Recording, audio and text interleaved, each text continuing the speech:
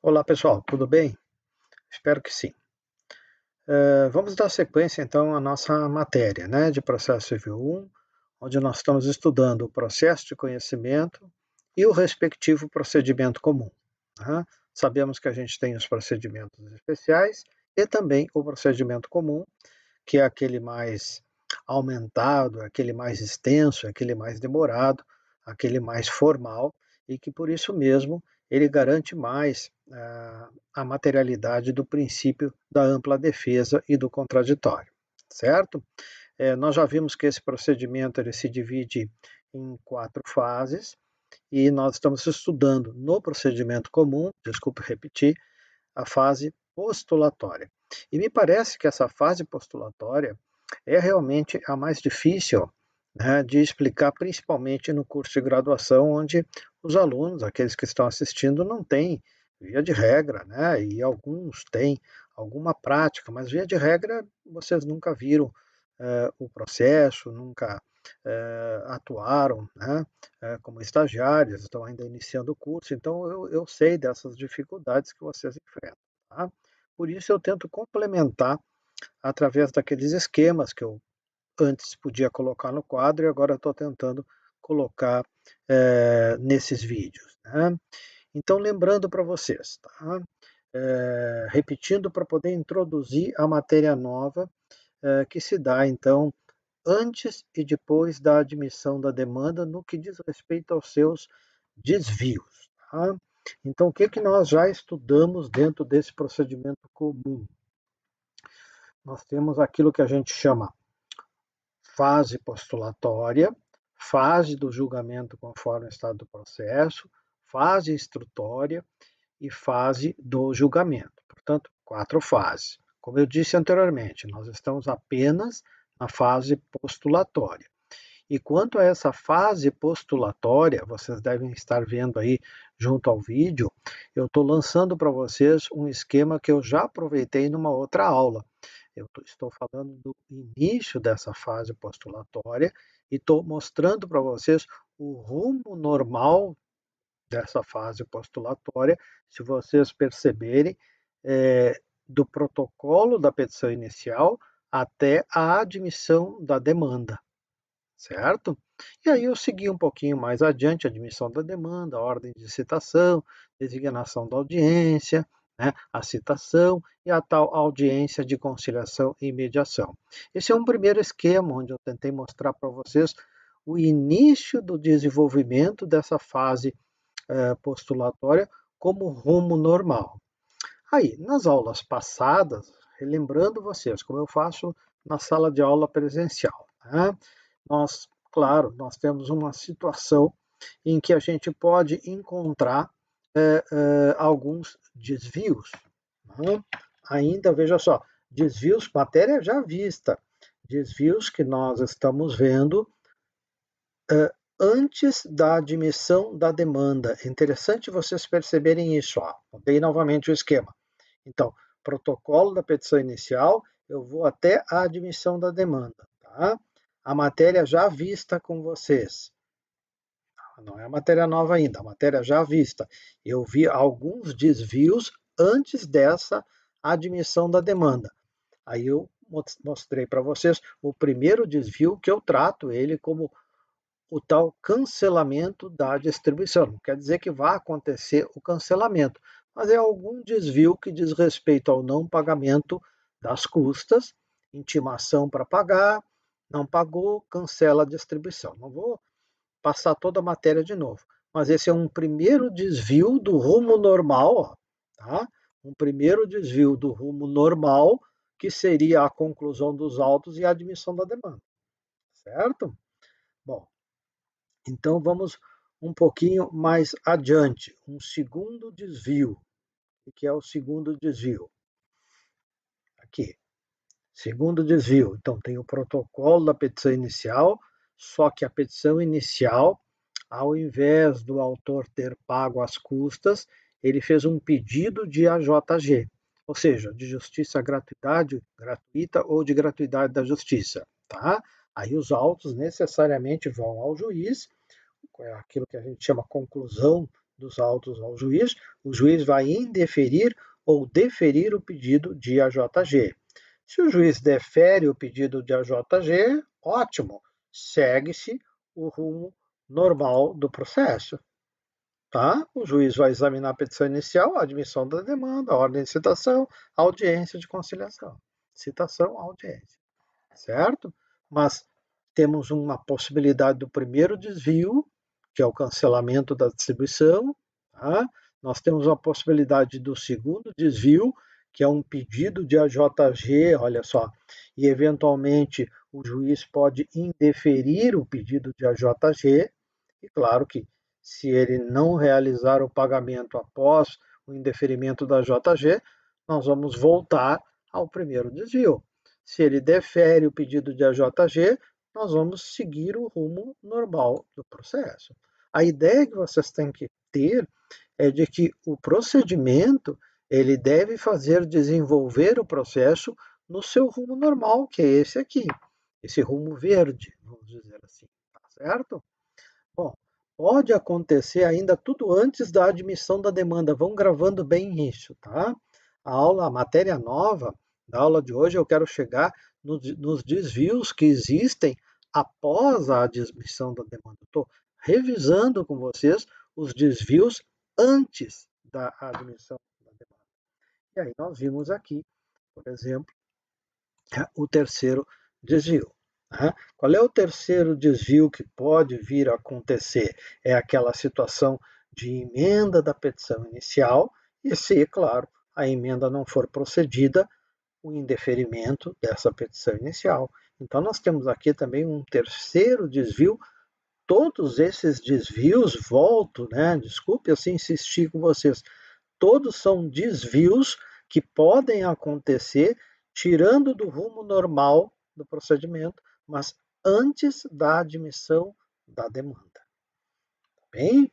Então, antes da admissão da demanda pode, revisando de novo, pode acontecer, não há o pagamento das custas, não tem prova do pagamento das custas, artigo 290, 15 dias, intimação, 15 dias, se o cara não pagar, cancela a distribuição. Certo?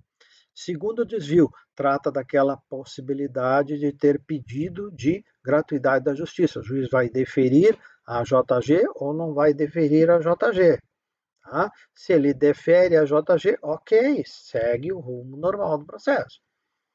Se ele indefere a JG, significa que o sujeito tem que pagar, o autor tem que pagar as custas. Se ele não pagar as custas, ele vai cair lá no cancelamento da distribuição. Tá? O terceiro desvio, que eu coloquei para vocês, é a situação essa aqui, vou voltar de novo. Ó. É a situação em que há um defeito na petição inicial, portanto, há uma necessidade de emenda dessa petição inicial. Se não houver a emenda, nós vamos cair na situação de indeferimento da sua petição, com a consequente extinção do processo sem resolução no mérito. No entanto, se o advogado do autor proceder à emenda, segue o rumo normal do processo. Ou seja, admite-se a demanda. Por isso, perguntas que eu acho que eu fiz, não sei se para a turma da manhã ou da noite, enfim, o que significa a admissão da demanda? Significa exatamente o contrário do indeferimento da petição inicial. Significa que estão presentes os requisitos do artigo 319, através desses requisitos o juiz verificou que estão presentes as condições da ação e os pressupostos processuais possíveis de verificação até o momento. E aqui a gente fez uma breve rememoração, dos nossos vídeos anteriores. Tá? A gente reviu as situações de desvios antes da admissão da demanda. A aula de hoje eu quero começar com vocês uma outra situação. Eu quero começar para vocês uma situação onde nós vamos desenvolver mais esse rumo normal do processo. Tá? Então, vocês estão vendo agora aí um esquema um pouquinho maior do rumo normal do processo e todo esse procedimento, a partir da admissão da demanda. Tá bem? Se vocês tiverem dúvidas, a gente volta lá, façam perguntas por e-mail, já eu posso voltar a explicar alguma coisa antes da admissão da demanda. Mas vamos nos situar neste momento. Nós estamos na fase postulatória, os autos foram conclusos ao juiz, a petição inicial está ok, tá? Houve a admissão da demanda. Portanto, nós vamos tratar de dar o rumo normal do procedimento com a admissão da demanda. E eu vou ver com vocês, como matéria nova, alguns desvios após a admissão da demanda. Desculpem, tá, pessoal? Desculpem. Estou repetindo bastante porque eu sei, em sala de aula fica mais fácil de eu colocar tudo isso num quadro só. Eu tive que dividir para poder montar essa aula para vocês, certo? Então, desvios antes da admissão da demanda, desvios após a admissão da demanda. Tendo ciência de que o rumo normal do processo é que ele se desenvolva bem. O que se objetiva com o procedimento, com forma legal de desenvolvimento, é o rumo normal. Só que também a norma prevê situações em que ocorrem alguns incidentes no procedimento. E esses incidentes eu denomino, quando dou aula, de desvios do rumo normal. Tá? Então, antes de adentrar nesses desvios após a admissão da demanda, vamos falar um pouquinho sobre esse esquema, que na realidade é um pouquinho mais adiante do esquema anterior, para fazer um comparativo aqui para vocês. Qual é o primeiro esquema de rumo normal, tá? E agora o segundo esquema de rumo normal, tentando ir um pouquinho mais adiante. Então, se a demanda foi admitida, o rumo normal vai ser o quê? Duas consequências. Uma, tá? Designação da audiência de conciliação e mediação. Outra consequência, outro provimento do juiz, né? Ele vai ordenar a citação do réu, certo? Bom, então o juiz designa a audiência e ordena a citação. Feita a citação do réu, para que a audiência possa ser realizada, obviamente, eu tenho que intimar o autor da data dessa audiência. Então, designa-se a audiência, o juiz determina a citação do réu, o juiz, procedida a citação do réu, ele intima o autor, tá? Da data da realização dessa audiência, que obviamente devem comparecer autor e réu representados, assistidos pelos seus respectivos advogados. Nós vamos falar mais adiante como é que se realiza essa audiência de conciliação, tá certo? A parte formal dessa audiência de conciliação e mediação.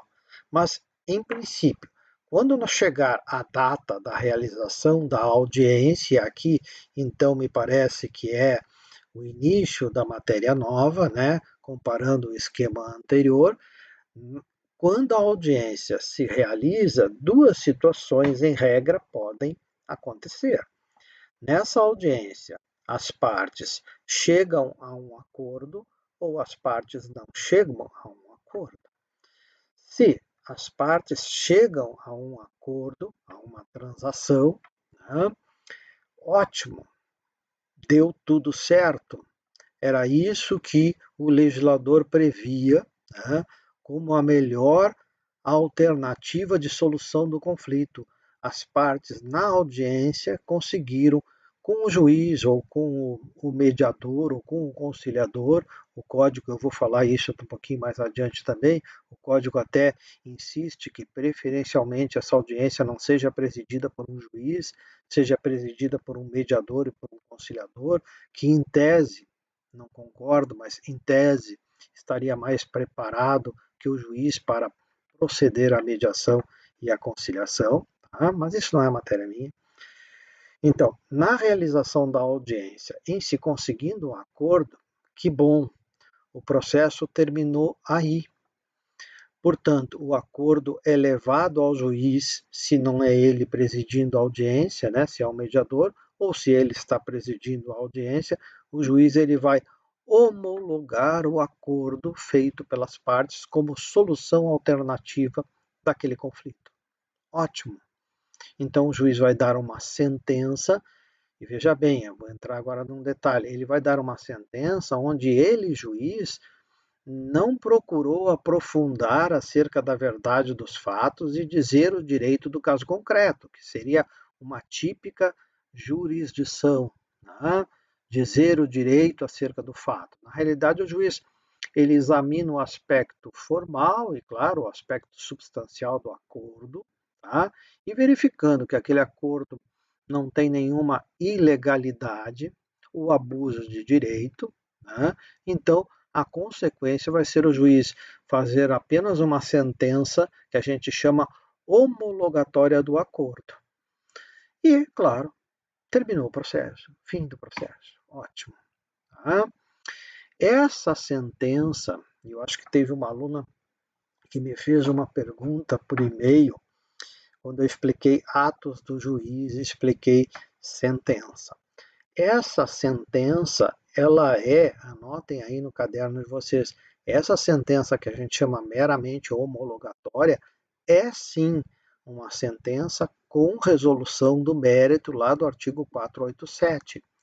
Mas ela é 487, inciso terceiro, tá?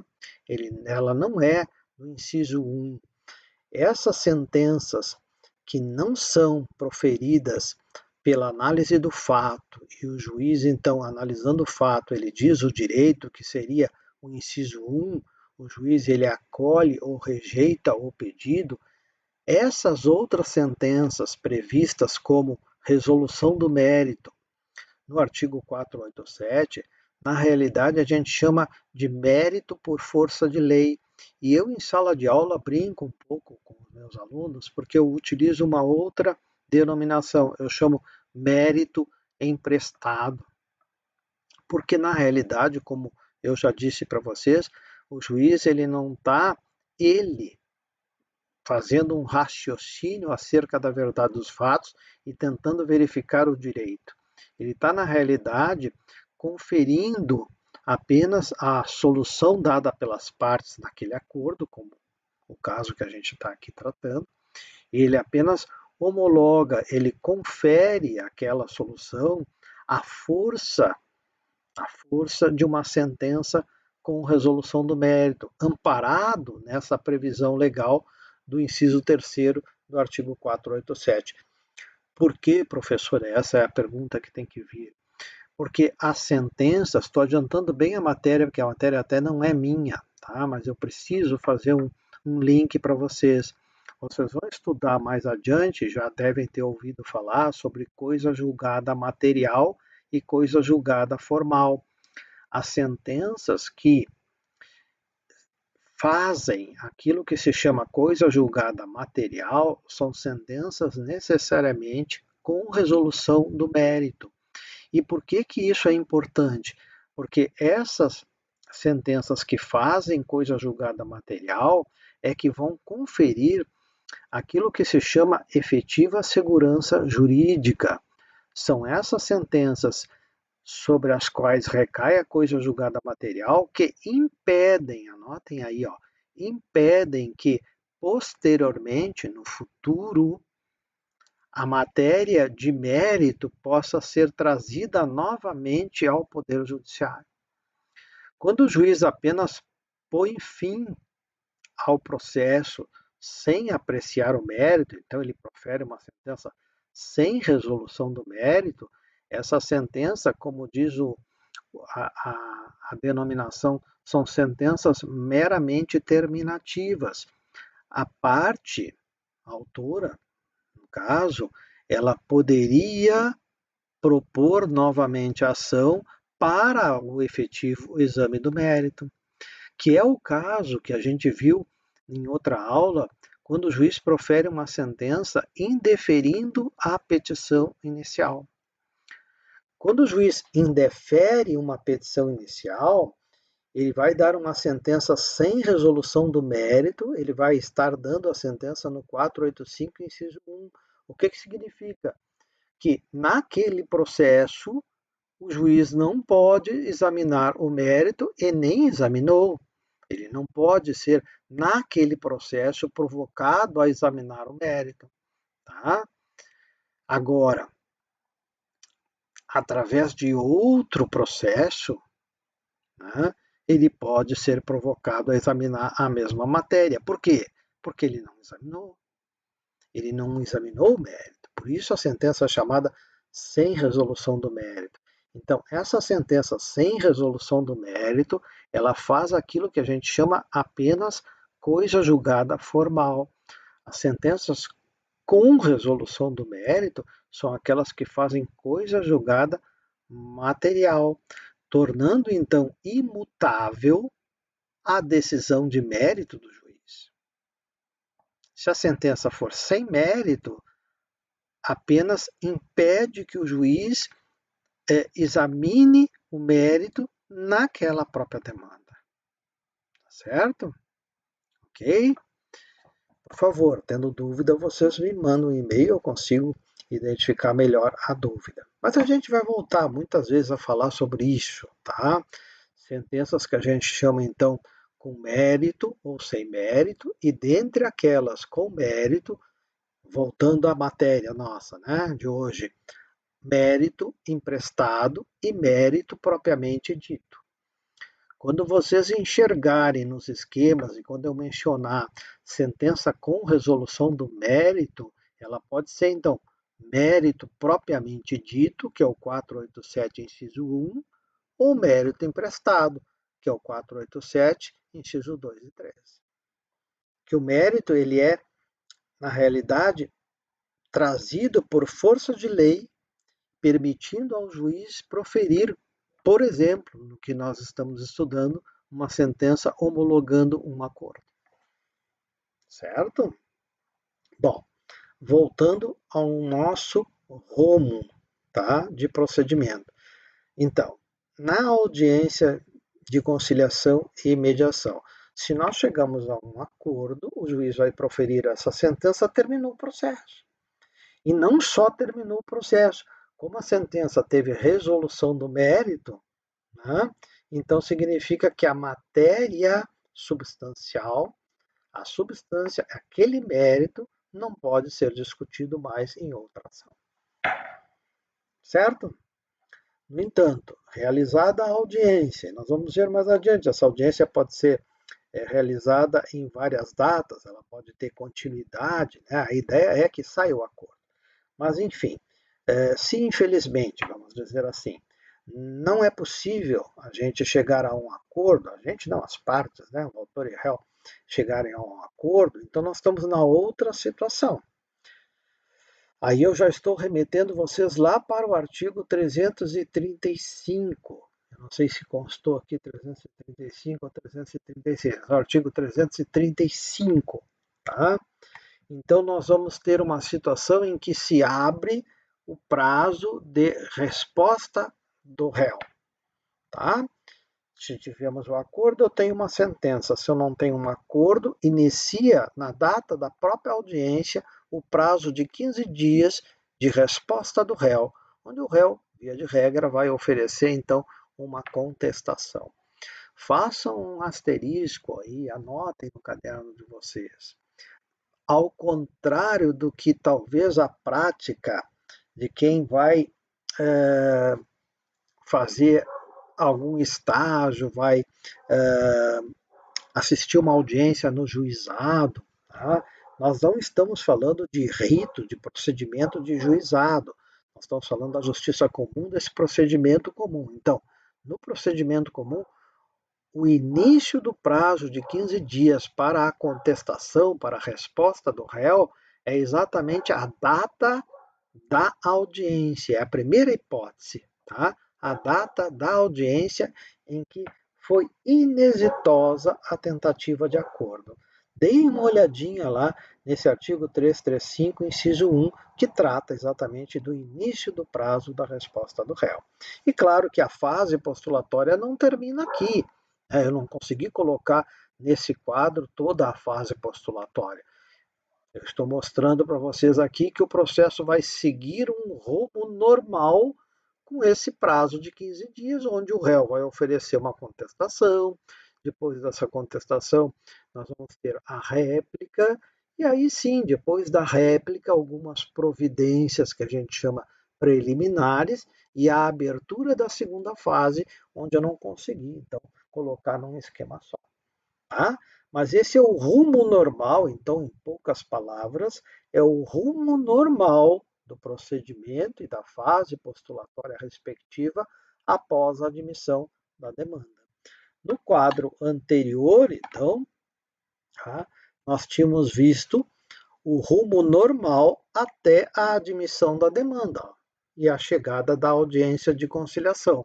Nesse esquema, nós partimos aqui, então, da realização da audiência e já fomos um pouquinho mais adiante nessa fase postulatória, falando da sentença, que homologa o acordo, ou, em não havendo acordo, o início do prazo de resposta do réu. Certo? Ok? Então, qual é a matéria que a gente vai adentrar? Porque se tudo seguisse no rumo normal, não teria por que ter o professor aqui explicando. O que nos complica é quando a gente, e eu já disse isso muitas vezes, quando a gente sai desse rumo, tá? Quando a gente entra naquilo que eu, professor Ledur, chamo de desvios do rumo. Portanto, então, nós vamos verificar esses desvios após a admissão da demanda que eu tentei colocar nesse quadro aqui. Certo? Então, admitida a demanda, nós vamos ver situações que eu coloquei como 3, que nos tira daquele rumo normal, que é esse aqui. Nós temos 3 situações que modificam aquele rumo normal. E eu vou tratar com vocês cada um desses desvios. E o primeiro desses desvios é exatamente aquele que a gente chama como instituto de improcedência liminar do pedido. Tá? Artigo 332. Portanto, a admissão da demanda está no artigo 334. Cuidado com isso. Tá? E o primeiro desvio nós já encontramos no artigo 332. É claro, o legislador ele não consegue colocar todos os artigos numa sequência lógica. São essas explicações e esses esquemas que eu estou tentando dar essa lógica, né? essa explicação mais esquematizada do desenvolvimento do procedimento, tá certo? Então, antes da admissão da demanda, nós temos aqueles desvios que a gente já viu, matéria dada que caiu, inclusive, em prova. Acho que para a turma da manhã, tá? Não sei se caiu também para a turma da noite. Agora nós estamos vendo, então, alguns desvios após a admissão da demanda que nos tiram, pelo menos momentaneamente, do rumo normal dessa fase postulatória após, repito, após a admissão da demanda. E o primeiro desvio é exatamente a improcedência liminar do pedido. O segundo desvio é uma situação que quem tem curiosidade já vai abrindo o Código de Processo Civil, é quando o juiz, ao invés de designar a audiência, ele percebe que os direitos são indisponíveis e ele já nem designa a audiência. Portanto, olha, muda completamente o rumo, é um desvio. Tá? E nós temos uma terceira situação que eu ainda acho a mais complicada da gente explicar, principalmente aqui que eu estou fazendo isso de forma virtual e não no quadro da sala de aula, que é uma situação em que o juiz vai designar, ele vai ter designado a audiência, só que por uma situação que eu vou explicar um pouquinho mais adiante, mas enfim, é uma situação em que o autor ele já disse que não quer tentar conciliação, o réu vem no processo e diz que também não tem interesse na conciliação, mas claro que o juiz ele designou a audiência. Então, havendo uma conjugação dessas manifestações do autor e do réu contrária à tentativa de acordo, o juiz tem que cancelar a audiência. Portanto, ele também vai causar um desvio naquele rumo normal do processo após a admissão da demanda. Certo, pessoal? Bem, nós vamos começar, né, examinando exatamente essa improcedência liminar do pedido. Tá? A improcedência liminar do pedido como o primeiro desvio. Tá? Tentei colocar para vocês aqui, então, um esquema onde a gente pode vislumbrar o que é essa improcedência liminar do pedido.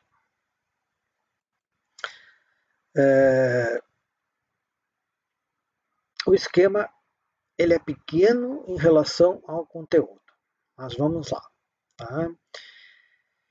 Improcedência liminar do pedido. Eu vou falar algumas coisas que eu quero que vocês anotem aí no caderno de vocês, tá? No caderninho, como eu falo. Tá? Sublinhe isso. Improcedência liminar. O que é improcedência? É óbvio, né, professor? Tá, mas vamos lá. Improcedência liminar do pedido, improcedência, eu estou me referindo a julgamento de mérito. Eu estou me referindo à resolução do mérito. Eu estou fazendo referência ao 487, inciso 1, quando o juiz vai desacolher o pedido do autor. Então, improcedência liminar do pedido significa que o juiz, em que pese tenha admitido a demanda, ou seja, eu sempre pedindo desculpas de ser tão repetitivo, tá? Mas é importante isso. O juiz admitiu a demanda, portanto, ele viu que a petição inicial está ok, ele viu que as condições da ação estão presentes, ele viu que os pressupostos processuais, por exemplo, a competência do juiz está ok. No entanto, examinando a causa de pedir e chegando no pedido da petição inicial, que são requisitos dessa petição inicial, ele, por uma questão de jurisprudência, e aí a gente já vai entrar um pouquinho na ideia mais específica de jurisprudência, ou por uma questão de prescrição e decadência, ele verifica, antes de citar o réu, portanto, de forma liminar, ele verifica que a decisão afinal dele, quanto ao mérito, seria contra o autor. Ou seja, ele deveria, afinal, ele vislumbra isso de início, que se ele levasse adiante o processo, ele julgaria improcedente esse pedido. Seja porque a matéria de direito, tá, já está decidida de uma forma reiterada pelos tribunais. Portanto, mesmo que o juiz pense diferente, ele fica atrelado a essa situação. Tá? É uma ideia de princípio de economia processual. Se o juiz já sabe que ele deve, na medida do possível, se adequar à jurisprudência para não causar insegurança jurídica, principalmente nessas hipóteses aqui que o artigo 332 estabelece. O Supremo Tribunal Federal, por exemplo, já estabeleceu pela constitucionalidade daquela norma que exige um determinado tributo do contribuinte. E o autor insiste em entrar com ação sustentando a inconstitucionalidade daquela norma para não pagar o tributo, para não pagar o imposto. Bom, se o Supremo Tribunal Federal, que é o guardião da Constituição, superior, supremo, ele já disse que a norma é constitucional e, consequentemente, o tributo tem que ser pago, o juiz, por uma questão de economia processual e até mesmo por segurança jurídica, ele aplica esse instituto como desvio do procedimento e profere de imediato, liminarmente, uma sentença julgando improcedente pedido do autor. Não tem por que citar o réu. Não tem por que citar o réu. Tá? Então, estas situações que permitem, eu diria até, levam o juiz, na medida em que ele percebe isso, né, levam o juiz a proferir uma sentença contrária ao interesse do autor, tanto de procedência no início do processo, antes de citar o réu. Isso constitui o instituto, de uma forma bem resumida e simples, chamado de improcedência liminar do pedido, estabelecido nesse artigo 332 do atual CPC. Nós já tínhamos esse instituto no código anterior, tá? Não originariamente no código anterior, mas nós já tínhamos essa situação por alteração no Código de Processo Civil. Então, o instituto não é novo. O que modificou e pode cair eventualmente numa prova da OAB para vocês é que as hipóteses da atual improcedência liminar do pedido são, anotem aí, são diferentes das hipóteses do Código de 73. No Código de 73, tá, com as respectivas alterações, porque ele ficou de 73 a 2015, eu, como juiz de primeiro grau, eu poderia, sim, dar uma sentença liminar de improcedência em situações que eu verificava como juiz que, em casos semelhantes ou idênticos, não necessitando de produção de outras provas, por exemplo, de prova testemunhal, de prova pericial, tá? Diante desta situação, como eu, juiz, já tinha proferido sentença no sentido da improcedência, em razão disso, eu proferia novamente uma sentença de improcedência sem mandar citar o réu. Então, o que mudou, né, em termos de hipóteses de cabimento dessa improcedência liminar no Código 2015? É de que agora não depende da situação do juiz da causa de primeiro grau já ter decidido sobre um caso semelhante, sobre a mesma matéria de direito. Na realidade, eu tenho que verificar se os tribunais a que eu estou submetido, né, como juiz de primeiro grau, já decidiu, já tem jurisprudência pacificada quanto àquela matéria de direito. E a matéria de fato não depende de prova. Isso, claro, é óbvio que continua sendo um outro requisito que eu vou tratar um pouquinho mais adiante com vocês. Tá? Acrescenta-se, isso também é muito importante vocês grifarem, colocarem asterisco, lembrança aí no caderno de vocês. Se o juiz verificar de imediato que aquele direito postulado pelo autor já foi submetido, né, a uma situação de prescrição ou de decadência, matéria que a gente já viu anteriormente, tá? Lembrem, direitos subjetivos prestacionais, direitos subjetivos potestativos. Aí eu tenho uma outra hipótese de improcedência liminar do pedido, quando o juiz verifica de imediato, e por favor anotem também, de ofício, é uma única oportunidade que o juiz tem de, mesmo não provocado, porque o réu nem foi citado ainda, o juiz pode, de ofício, de forma liminar, julgar improcedente o pedido, proferir uma sentença sem resolução do mérito por prescrição ou por decadência. Ele nem manda citar o réu. É uma questão de segurança jurídica, uma questão de economia processual. Porque o juiz, tanto numa como noutra situação, jurisprudência pacificada ou prescrição e decadência, o juiz está, na realidade, verificando que, se ele mandar citar o réu, ele já está enxergando qual a sentença que ele vai dar, afinal, e a sentença no sentido da improcedência. Tá, pessoal? Para que eu não esqueça e que vocês também anotem isso no caderno. Eu só posso fazer isso, ou melhor, esse instituto só existe para a improcedência. Esse instituto não existe para aquelas situações em que o juiz percebe, e é muito comum a gente perceber isso, tá?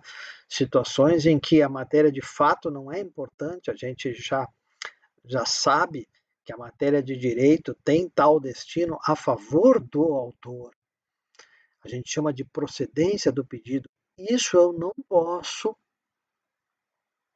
nessa situação, melhor dizendo, eu não posso proferir uma sentença de procedência liminar. Eu só posso proferir sentença de improcedência liminar. Quando eu vislumbro estas situações, essas hipóteses, são hipóteses contrárias ao interesse do autor. Se eu verifico que a jurisprudência pacificada está a favor do autor, eu fico bem quietinho. Eu admito a demanda, se for o caso, presentes os requisitos, e mando citar o réu. É claro que eu também já estou enxergando lá adiante a sentença, mas essa situação não foi prevista pelo legislador para procedência liminar, foi prevista apenas como improcedência liminar. E aí, quando eu falo isso, eu pergunto na prova e vem uma misturança, que eu chamo, desculpe o termo. Tá? Isso não tem nada a ver, anotem aí, nada a ver, tá? Com tutela provisória de evidência. Anotem isso. Vai dar uma baita de uma confusão. Tá? Eu não estou tratando de tutela provisória. Esse assunto já passou. Tá? Eu estou tratando de tutela definitiva de conhecimento. Tutela definitiva. Portanto, improcedência liminar do pedido, ou procedência liminar, né? Que não pode, mas enfim, a pessoa acaba se confundindo com isso, né? Não tem nada a ver com tutela provisória, tá, pessoal? Nada a ver. Nada a ver. Tá? Ok? Outro detalhe que eu estou aqui explicando e vai me lembrando, tá? E eu quero que vocês desde já anotem aí. Esse Instituto do 332, ele não tem nada a ver com outro instituto, tá? Que na realidade é uma situação da segunda fase. Dê uma olhadinha lá no artigo 356, tá? Se não me engano, vamos conferir aqui. Tá? Do julgamento antecipado do mérito. Tá? O 355 e o 356. Julgamento antecipado do mérito é outra coisa. Não é isso aqui, tá? Então anotem aí também. O 332 não tem nada a ver com o 355 e com o 356. Vamos voltar a esse artigo 332. Tá? Então eu vou ler para vocês e eu peço também que vocês acompanhem essa leitura. Sei que é chato, mas acompanhem essa leitura no código aí que está na frente de vocês. Olha só. Nas causas que dispensem a fase instrutória, sublinhe no código de vocês, fase instrutória. O que significa isso, professor? Fase instrutória é a terceira fase. Mas quando o juiz diz, quando o legislador diz, as causas que dispensem a fase instrutória, eu quero que vocês anotem no caderno. Significa que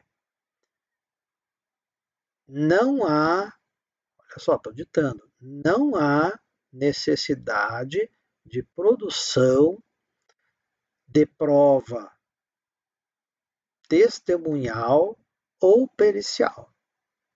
Ou seja, a prova documental que já deve vir com a petição inicial é suficiente para o esclarecimento do fato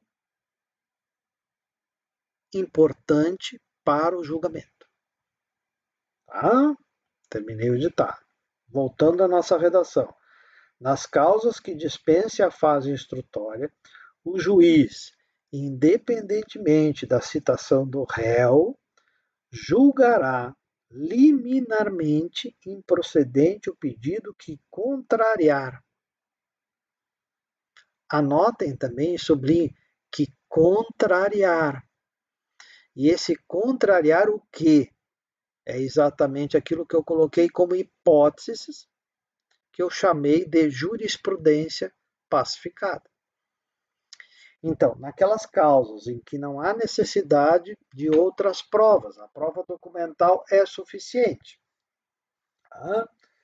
Independente da citação do réu, o juiz vai proferir uma sentença liminarmente, sem mandar citar o réu, quando o pedido do autor contrariar. E aí vem essas hipóteses que eu chamo de jurisprudência pacificada, que são óbvias, e eu não vou tratar com vocês cada uma delas, porque aí eu teria que dar aula de recursos. Eu até prometi numa outra aula aí, quando eu expliquei, eu acho que atos do juiz, eu realmente vou gravar uma aula para colocar ali no meu canal sobre recursos, que não é matéria de vocês, mas contrariar o que? Contrariar para nós aqui em sala de aula, né, em vídeo aula, para matéria de graduação aqui do processo civil 1, basta vocês me responderem contrariar a jurisprudência pacificada, seja em razão de súmula do Supremo Tribunal Federal ou do STJ, ou desses julgamentos de recursos repetitivos do inciso 2 e do inciso 3º. Isso aqui é matéria de processo civil 3 ou 4, aquele que trata dos recursos, tá? Matéria difícil, a gente tem que ver um pouquinho mais adiante, são institutos que vocês vão ver mais adiante, mas que tratam de jurisprudência, tá?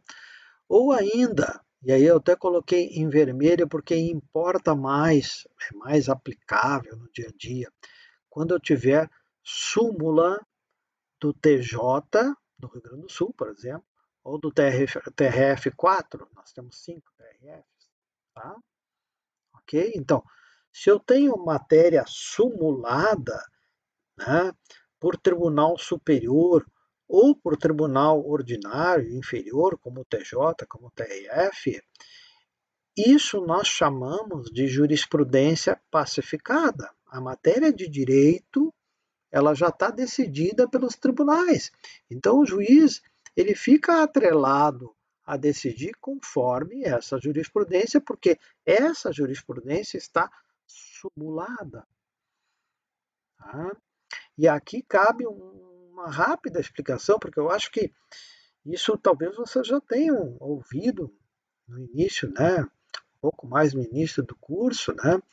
Jurisprudência. O que é jurisprudência? Jurisprudência, assim, num conceito bem fácil, é um conjunto de decisões reiteradas pelos tribunais no mesmo sentido. Esse é um conceito bem genérico. Tá?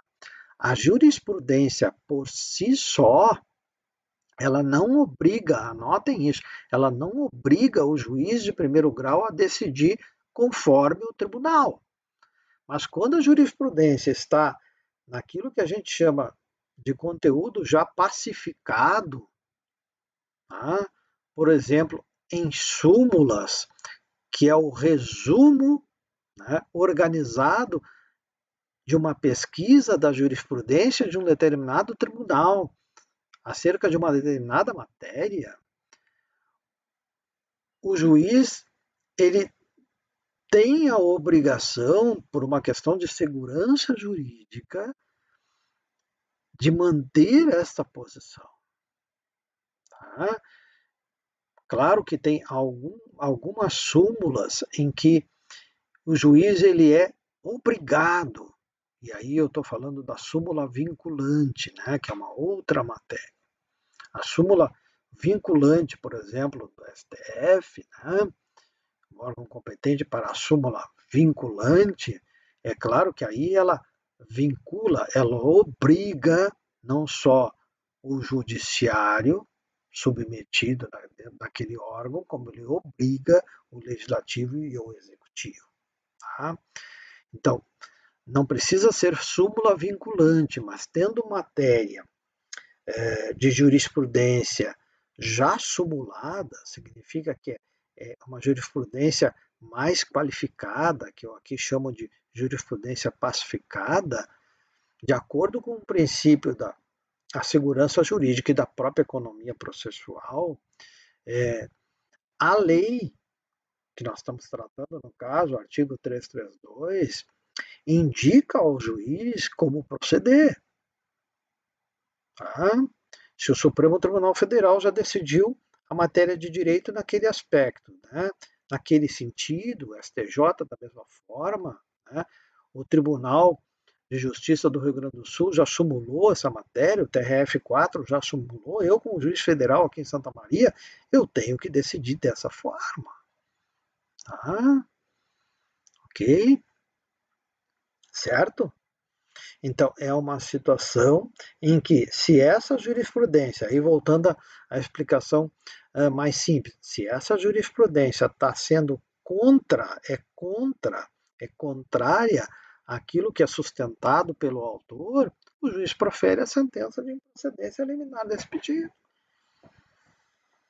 Ah, é essa a ideia que vem muito clara, até numa ideia que eles chamam de precedentes, né? Tentou o Código de 2015 introduzir no nosso sistema essa ideia de precedentes que vem muito do direito inglês e do direito americano. E é nesse sentido que o Instituto teve uma certa reformulação em relação ao Instituto de 73, tá? Ou melhor, do Código 73, com as devidas alterações. Mas a hipótese, ou melhor, as hipóteses não ficaram nesses incisos. Nós temos, na realidade, o parágrafo primeiro, que eu coloquei ali, o 332, parágrafo primeiro, que diz exatamente o seguinte: o juiz também poderá, e esse poderá aqui tem mais sentido, né? Também poderá julgar liminarmente improcedente o pedido, se verificar desde logo a ocorrência de prescrição ou decadência. É claro, se o juiz ele verifica de imediato essa prescrição e a decadência, ele não é uma questão de jurisprudência, né? É uma questão de que ele considera, olha, mesmo que seja verdadeiro esse fato, né? Mesmo que em razão disso ele tenha aquele direito subjetivo e que foi violado, esse direito ele não tem mais exigibilidade porque ocorreu prescrição. Então, para que ele vai citar o réu? Ele profere a sentença de imediato, liminarmente. A mesma coisa em relação à decadência. O fato ele está identificado pela prova documental. No entanto, o direito que decorre daquele fato jurídico, daquela relação jurídica, aquele direito ele não existe mais em razão da decadência. Então, por que ele vai esperar a citação do réu? Tá? Ele vai proferir também uma sentença. E nessa situação veio muito bem, anotem aí, veio muito bem o Código de 2015, porque de uma forma indevida o anterior código colocava a prescrição e a decadência, olha só pessoal, como hipótese de indeferimento da petição inicial. Anotem com asterisco isso. Tá? A prova da OAB pode pegar vocês aí. O código anterior ele previa que o juiz verificando desde logo a prescrição e decadência seria uma hipótese de indeferimento da petição inicial.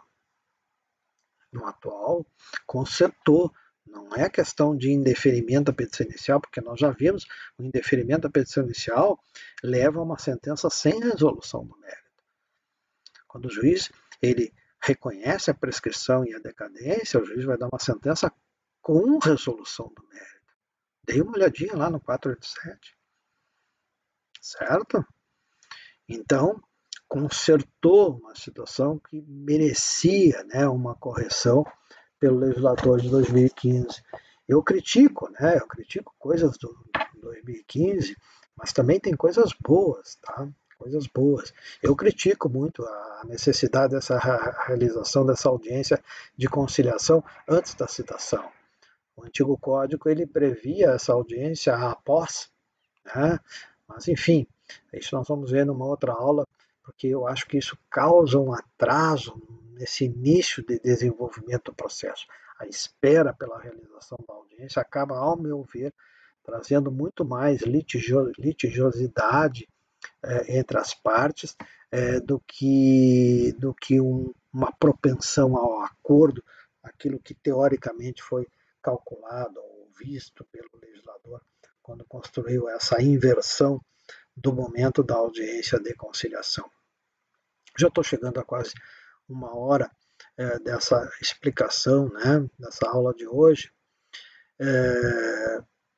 Então, eu acho que eu vou ficar por aqui, tá? No tocante à explicação desse primeiro desvio. Nós não terminamos a matéria desse desvio, porque eu tenho que ver com vocês, na realidade, esse procedimento, tá? Esse procedimento aqui, de que quando o juiz profere essa sentença, o que acontece no procedimento. Eu só vou mostrar o quadro para vocês, tá? Que nós vamos desenvolver agora mais adiante, mas vou fazer um intervalo e vou fechar aqui essa aula da improcedência liminar do pedido como o primeiro desvio após a admissão da demanda. Tá, pessoal? Então, a matéria que a gente está tratando é essa aqui, ó, desvios do procedimento após a admissão da demanda. E a gente começou a ver a improcedência liminar do pedido quanto às suas hipóteses, quanto aos seus princípios, tá? Quanto aos seus requisitos. Certo? Era isso, pessoal. Seguimos a explicação no outro vídeo.